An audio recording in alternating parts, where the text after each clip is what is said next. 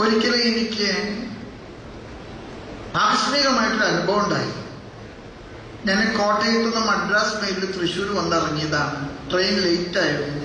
8:30 വരെ ട്രെയിൻ വന്നപ്പോൾ 10:30 ഒരു ചാറ്റമഴ ഉണ്ടായിരുന്നു. കുട എടുത്തിട്ടുണ്ടായില്ല. ഞാൻ എൻ്റെ ബാഗ് തലയിൽ വെച്ചിട്ട് നടക്കുകയാണ്. കാരണം ഓട്ടോറിക്ഷ കിട്ടാനില്ല. ഇപ്പൊ ദിവാഞ്ചി മൂല എന്ന് പറഞ്ഞാൽ ഒരു 150 മീറ്റർ മുന്നോട്ട് പോയാൽ ഒരു ജംഗ്ഷൻ ഉണ്ട്. അവിടുന്ന് ഒരു ഓട്ടോറിക്ഷ കിട്ടുന്ന വെച്ചിട്ട് ഞാൻ നിങ്ങളെ തിടുക്കത്തിൽ നടക്കുകയാണ്. പെട്ടെന്ന് ഒരു ഓട്ടോറിക്ഷക്കാരൻ എൻ്റെ പിറകിൽ വന്നിട്ട് ഹോൺ അടിച്ചു. എൻ്റെ അടുത്ത് ഫാദർ കയറുന്നുണ്ടോ? ഞാൻ പറഞ്ഞു, മോനെ എനിക്കൊരു ഷോർട്ട് ഡിസ്റ്റൻസ് ആണ്, കിഴക്കേക്കോട്ട വരെ പോകണ്ടു. നിനക്ക് ലോങ് ഡിസ്റ്റൻസ് കിട്ടിയാലേ ഇപ്പം ഞാൻ കയറിയിട്ട് വഴക്ക് കൂടണ്ട. അപ്പം പറഞ്ഞില്ല, ഞാൻ ഫാദറെ കണ്ടിട്ട് വന്നതാണ്. അപ്പം ഞാൻ ഉടനെ തന്നെ ഇത്ര താല്പര്യത്തോടു കൂടി എന്നെ വന്ന് ക്ഷണിച്ചത് കൊണ്ട് ആ ഓട്ടോറിക്ഷയുടെ പേരൊന്ന് വായിച്ചു. വചനകൂടാരം എന്നാണ് അതിൻ്റെ പേര്. അപ്പം എനിക്ക് മനസ്സിലായി കരിസ്മാറ്റിക് തലയ്ക്ക് തട്ടിയ പാർട്ടിയാണ്. ഞാൻ ആ വണ്ടിയെ കയറിയിരുന്ന് വണ്ടി സ്റ്റാർട്ട് ചെയ്ത് 1 മിനിറ്റ് കഴിഞ്ഞപ്പോൾ അവൻ എന്നോട് ചോദിച്ചു, ഞാനൊരു പാട്ട് പാടിക്കോട്ടെ? അപ്പൊ ഞാൻ വിചാരിച്ചു ഈ ഓഡിയോ കാസറ്റ് ഈ വണ്ടിക്കകത്തുണ്ടാകും.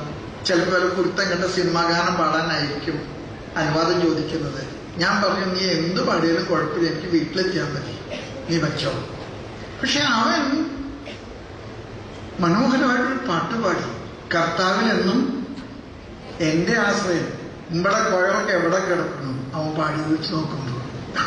നിങ്ങൾ നന്നായിട്ട് പാടുന്നുണ്ട് കേട്ടോ, ഞാൻ കുറ്റപ്പെടുത്തി പറയരുത്. കർത്ത താളത്തോടുകൂടെ ശ്രുതിമധുരമായിട്ട് അവൻ പാടി. പാട്ട് കഴിഞ്ഞപ്പോൾ അവനോട് ചോദിച്ചു, ഞാനൊന്ന് വചനം പറഞ്ഞോട്ടെ? അപ്പൊ എനിക്ക് മനസ്സിലായി ഇവന്റെ കരിസ്മാറ്റിക് പ്രസ്ഥാനത്തില് പങ്കാളിത്തം കൊണ്ട് ഒരു ഞരമ്പല്ല പല ഞരമ്പ് കൂട്ടിയിട്ടുണ്ട്. റോമാക്കാർക്ക് എഴുതിയ ലേഖനം 10-ാമത്തെ അധ്യായം അവനോട് ശ്രുതിമധുരമായിട്ട് മണിനാദത്തിൽ എന്ന് പറഞ്ഞു കേൾപ്പിച്ചു. കേൾക്കാതെ എങ്ങനെ വിശ്വസിക്കും? വിശ്വസിക്കണമെങ്കിൽ പ്രഘോഷിക്കപ്പെടണം. സുവിശേഷം പ്രസംഗിക്കുന്ന പാദങ്ങൾ എത്ര? അത് കഴിഞ്ഞപ്പോൾ അവനോട് ചോദിച്ചു, ഫാദറെ ഞാനൊന്ന് പ്രാർത്ഥിച്ചോട്ടെ? ഞാൻ പറഞ്ഞു, എനിക്കറിയാൻ പാടില്ല നീ വട്ടായിച്ചത് അട്ടപ്പാടി ഗ്രൂപ്പാണോ അതോ വണമനാലച്ചത് അണക്കര ഗ്രൂപ്പാണോ അതേ പൂവണ്ണിലച്ച് പുതിയത് വന്നിട്ടുണ്ട്, ഏത് ഗ്രൂപ്പാണെന്ന് എനിക്കറിയാൻ പാടില്ല. നീ പ്രാർത്ഥിക്കണമെന്നൊന്നും എനിക്ക് വിരോധമില്ല, പക്ഷെ സ്റ്റിയറിങ് വിടാൻ പാടില്ല. കാരണം ഈ ഗ്രൂപ്പൊക്കെ പ്രാർത്ഥിക്കുന്നത് കൈപൊക്കിയിട്ടാണ്. എനിക്ക് ജീവനിൽ കൊതിയുണ്ട്. ഞാൻ പറഞ്ഞു, സ്റ്റിയറിംഗും എന്ന് കൈയെടുക്കാണ്ട് നീ എന്ത് പ്രാർത്ഥിച്ചാലും എനിക്കൊരു കുഴപ്പമില്ല. എത്ര മനോഹരമായിട്ട് എനിക്കൊരു പ്രാർത്ഥിച്ചെന്നറിയാമോ? സത്യം പറഞ്ഞാൽ കുണ്ടുകുളം പിതാവ് എനിക്ക് പട്ടം തന്നപ്പോൾ പോലും അത്ര ആത്മാർത്ഥമായിട്ട് എനിക്ക് വേണ്ടി പ്രാർത്ഥിച്ചിട്ടില്ല. പിതാവിന് ആരോഗ്യം കൊടുക്കണേ, പിതാവിന് ആയുസ് കൊടുക്കണേ, പിതാവിന് വരദാനങ്ങൾ കൊടുക്കണേ, പിതാവിന് കൃപ കൊണ്ട് നിറയ്ക്കണേ, പിതാവിലൂടെ ഒരുപാട് പേര് സുവിശേഷം അറിയട്ടെ.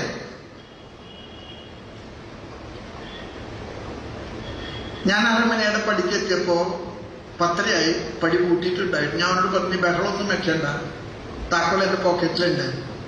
ഞാൻ 50 രൂപ അവന് കൊടുത്തു. 20 രൂപയാണ് ഞാൻ ഉദ്ദേശിച്ചത്. 30 രൂപ അവന് ടിപ്പ് കൊടുത്തതാ. കാരണം അത്രയ്ക്കേറെ എനിക്ക് വേണ്ടി അവൻ പ്രാർത്ഥിച്ചിട്ടുണ്ട്. ഞങ്ങൾ അച്ഛന്മാര് ഏത് പ്രാർത്ഥന ചെയ്യാനും കാശ് മേടിക്കുന്നവരാണ്. നിങ്ങൾ ചിരിക്കൊന്നും വേണ്ട, ഞാൻ തൃശ്ശൂരിൽ നിന്നായതുകൊണ്ടാണ് പറയണം. പാലക്കാടൊന്നും അങ്ങനെ മേടിക്കുന്നുണ്ടാകില്ല. ഞങ്ങളൊക്കെ അന്നത ചെല്ലിയാലും ഒഫീസ് ചെല്ലിയാലും വീട് വെഞ്ചരിച്ചാലും വാഹനം വെഞ്ചരിച്ചാലും ഒക്കെ കാശുണ്ട്. ഇവൻ എനിക്ക് ഇത്ര നേരം പ്രാർത്ഥിച്ചതല്ല, അവൻ എന്തെങ്കിലും കൊടുക്കാണ്ട് പറ്റൂ. അവൻ 20 എടുത്ത് 30 എനിക്ക് തിരിച്ചു തന്നിട്ട് പറഞ്ഞു, എനിക്ക് 20 വേണ്ടു, 30 വേണ്ട. എന്നിട്ട് അവനോട് ചോദിച്ചു, എന്റെ തലയിൽ തൊട്ട് പ്രാർത്ഥിക്കോ? ഞാൻ അവന്റെ തലയിൽ കൈവച്ചു. അവൻ റോട്ടിൽ മുട്ടുകുത്തി. ഞാൻ അവന് വേണ്ടി പ്രാർത്ഥിച്ചു. പ്രാർത്ഥിച്ചിട്ട് ഞാൻ അവന്റെ കൈ കൂപ്പിപ്പിടിച്ച കൈയെടുത്ത് എന്റെ നെഞ്ചത്ത് വെച്ചിട്ട് പറഞ്ഞു, കർത്താവേ, ഇവന് കൊടുത്ത ആത്മാവിന്റെ ഒരരട്ടിയെങ്കിലും എനിക്ക് തരണേ. അവനോട് പറഞ്ഞൊരു വാചകം ഞാൻ കൂടെ പറയാണ്, ഫാദറെ, ഞാനൊരു നിറച്ച കമ്മ്യൂണിസ്റ്റുകാരനാണ്. എൻ്റെ പേര് വർഗീസ് എന്നാണ്. ജീവിതകാലത്ത് ഒരിക്കലും പള്ളിയിൽ പോയിട്ടില്ല. എൻ്റെ അപ്പനും കമ്മ്യൂണിസ്റ്റുകാരനായിരുന്നു.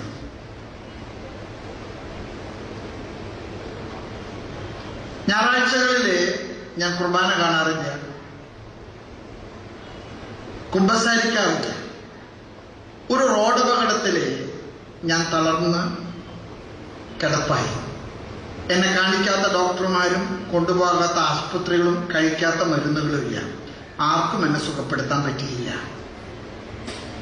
ഞാൻ 4 കൊല്ലത്തോളം കിടപ്പാണ്. എൻ്റെ ഭാര്യ എന്നെ പൊന്നുപോലെ നോക്കി. എൻ്റെ മലമൂത്ര വിസർജനങ്ങൾ വരെ കൈകൊണ്ടെടുത്ത് മാറ്റുന്നേ. എനിക്ക് ഭക്ഷണം കോരി തരുന്ന അവളാണ്. എന്നെ പലപ്പോഴും എടുത്ത് കുളിപ്പിക്കുകയും കിടത്തുകയൊക്കെ ചെയ്യുന്ന അവളാണ്. എനിക്ക് അവളോട് ഒരുപാട് കടപ്പാടുണ്ട്. അവള് 2 കൊല്ലം മുമ്പ് എന്നോട് പറഞ്ഞു, ഈ പോട്ടയില് രോഗികൾക്കൊരു ധ്യാനം നടക്കുന്നുണ്ട്, ചേട്ടാ ഒന്ന് പോകാമോ? ഞാൻ വിശ്വസിച്ചിട്ട് പോയതല്ല. എന്റെ മലമൂത്രം വരെ എടുക്കുന്ന അവള് എന്നോട് ചോദിച്ചപ്പോ അവൾക്കൊരു സന്തോഷത്തിന് വേണ്ടി പോയതാണ്. 4-ാം ദിവസം അവിടെ അനൗൺസ് ചെയ്ത് രോഗശാന്തി പ്രാർത്ഥനയുടെ വേളയില് തളർന്നു കിടക്കുന്ന ഒരു രോഗി നടന്ന് സ്റ്റേജിലേക്ക് വരാൻ കർത്താവ് ആവശ്യപ്പെടുന്നു. എനിക്കത് കേട്ടതുപോലെ തോന്നിയില്ല. കാരണം എനിക്ക് അങ്ങനെ ഒരു കൃപ കിട്ടുമെന്ന് ഞാൻ വിചാരിച്ചിട്ടില്ല. അച്ഛൻ 3 പ്രാവശ്യം വിളിച്ചു പറഞ്ഞിട്ടും ആരും പോകാണ്ട് വന്നപ്പോ എന്റെ ഭാര്യ എന്നോട് പറഞ്ഞു, ചേട്ടൻ ആരും പോകുന്നില്ല, ചേട്ടനെ കുറിച്ചാണ് തോന്നണേ, ഒന്ന് എഴുന്നേൽക്ക്. അവൾക്ക് സന്തോഷം കൊടുക്കാൻ വേണ്ടി അവള് തന്ന കരത്തിന്റെ ബലത്തില് ഞാൻ എഴുന്നേറ്റു. ഒറ്റടി വെച്ച് ഞാൻ നടന്നു. ഞാൻ സ്റ്റേജിലേക്ക് എത്തുമ്പോഴേക്കും കയ്യടിയായി. സ്റ്റേജിലേക്ക് അവൾ എന്നെ കയറ്റി.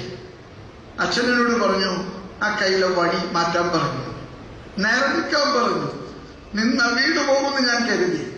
ഞാൻ വീണില്ല, പരിപൂർണ സൗഖ്യമായി.